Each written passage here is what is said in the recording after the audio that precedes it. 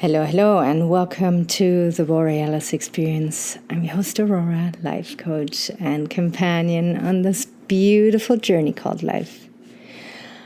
I'm so happy to be spending some time with you today. It's a very hot day out there. It shows 40 degrees Celsius. And I'm in my very cool little forest house. And it's just so nice to be able to hide away from this heat. I hope you're doing well. I hope you are in a good place. I hope you feel loved and understood and free.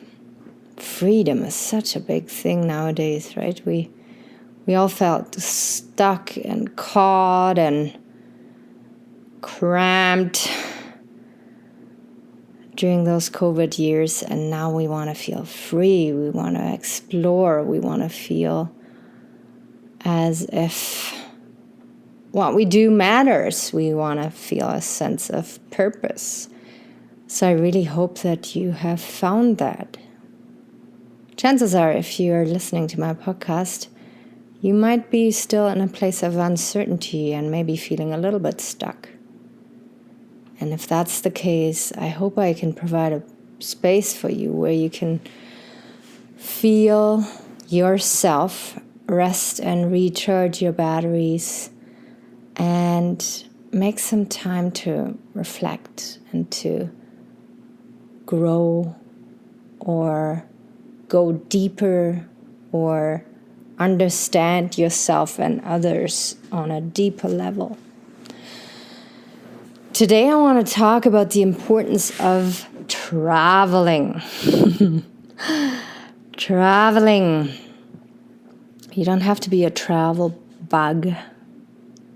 You don't have to be that kind of person, who discovers a new country each month of the year.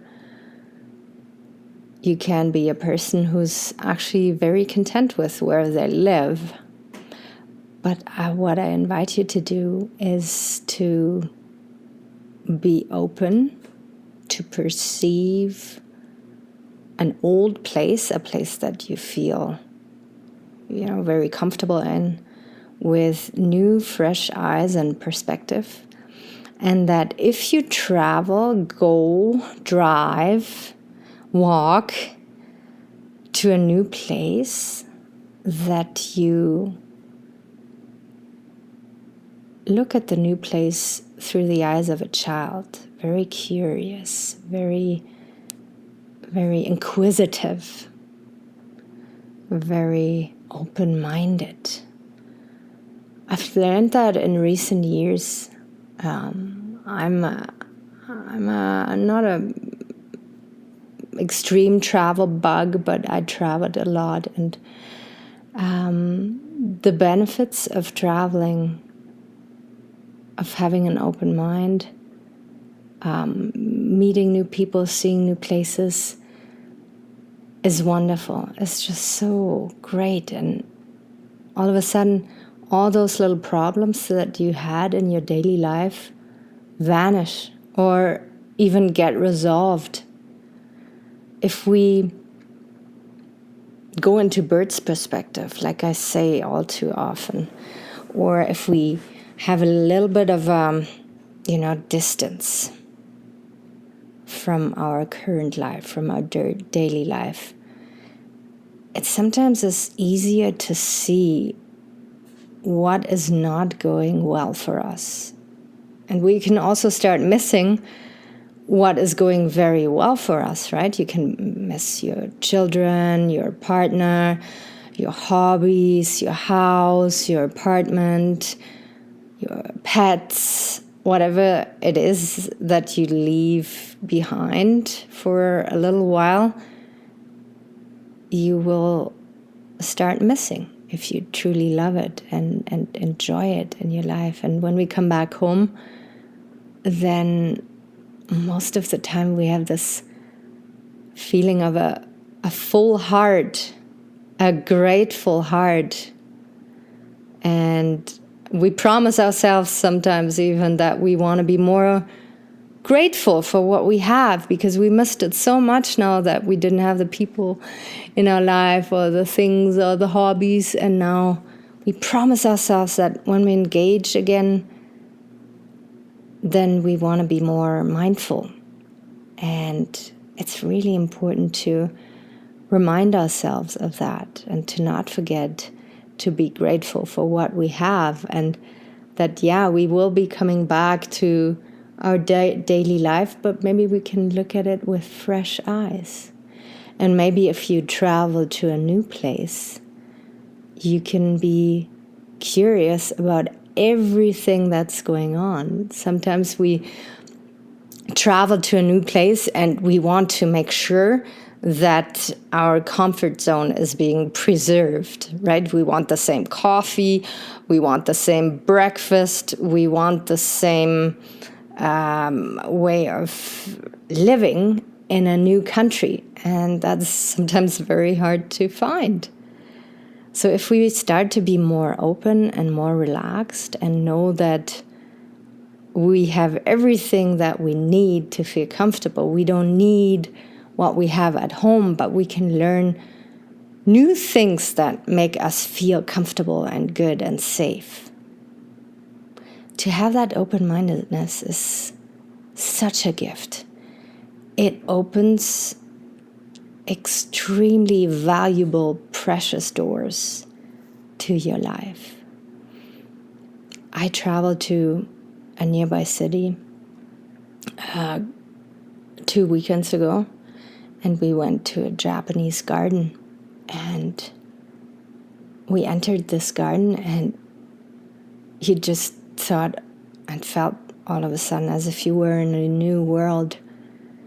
And I started moving differently and thinking differently and seeing details that I wouldn't see if it wasn't in a sacred space like that Japanese garden is.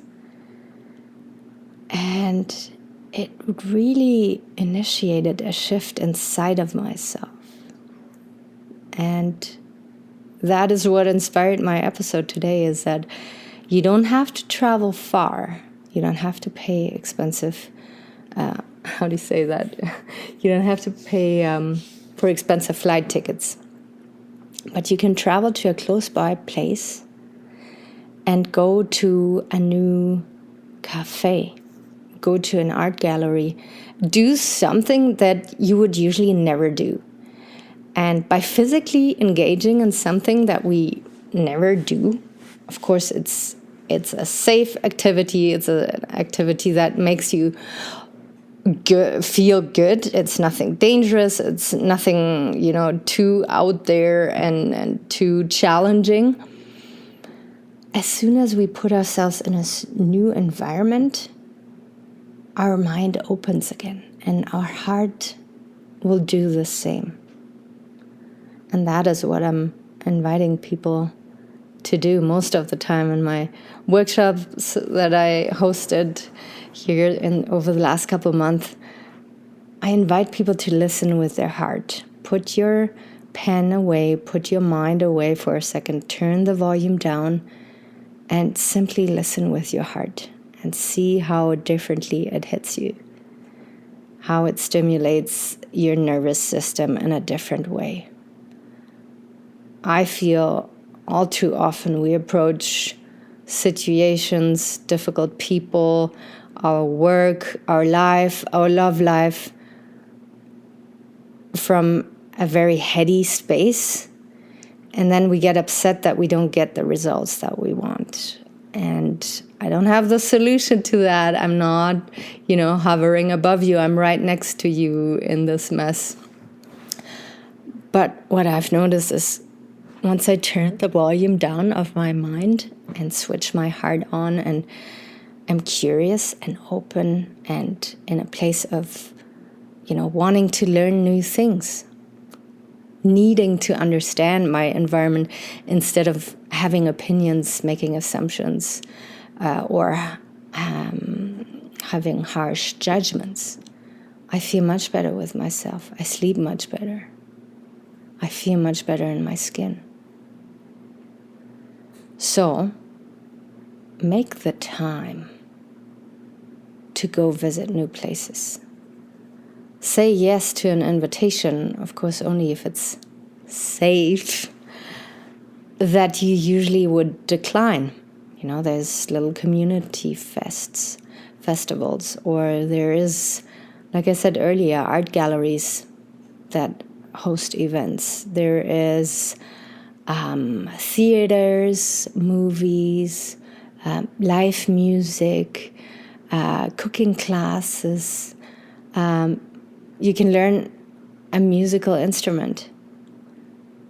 Learn to stimulate your brain in a way that you haven't stimulated it in a long time, and then change it up. You don't have to go too deep. You can just try it out once.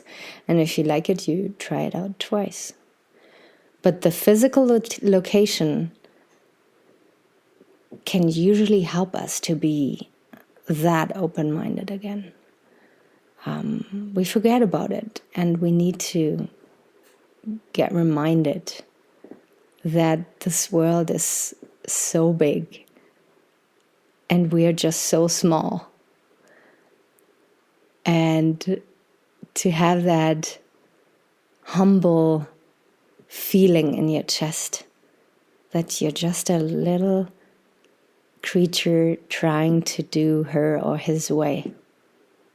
Not by diminishing yourself and looking down on yourself and, thinking thoughts like, oh my God, I'm just so unimportant and I'm just this little wheel and I will never make a difference in other people's lives. No, that's not what I mean. But to see how different people approach situations in a different way can be so mind-blowing at times. It's so fascinating how a different culture would approach a specific topic like, anger management or love dilemmas or eating disorders with such a different mindset. And we can learn so much if we have an open mind. And then you come home, get back into your daily life, and will be more grateful for what you have, or will introduce into your life new practices. And when you meet people, and it doesn't matter if you're single or in a relationship, you will also look at them in a different way. You will maybe listen to them more closely. You will see that, you know that person for several years now, they still have secrets. They still have ways of thinking that you could never imagine they would have. And to be curious, to be open-minded, will help you deepen your relationships enormously. To a point that you can really press a reset button in a relationship just by being curious. You don't need to get fancy. You can just ask questions. I feel we don't wonder enough anymore, right? Because everything is at the tip of our fingers. We can Google something right away. But you can't Google your partner. You can't Google your children. You have to ask questions, be inquisitive, and observe them with the kindest, most loving eyes, and learn to understand them.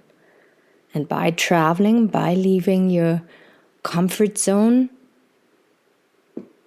you will feel that deep appreciation for sure, for what you have and for what you want and desire in your life, for what you want to change in your life, for what doesn't fit anymore and really has to go now. So, my dear friend, my dear listener, I'm going to leave you with this. I'm sending my love out to you. As always, if you want to request an episode, don't hold back. I'm also available for one-on-one coaching. Or if you're a group of people and you want me to hold workshops, be it in your friend circle, or at work with your coworkers, or you want to pass on my details to your boss and invite them to host workshops with me together, then I'm open and available for this as well. All right. Thank you so much for being here. I hope I was able to bring you lots of value and peace and hope and self-reflection. Take good care of yourself, and I'll be out there very soon again. Bye-bye.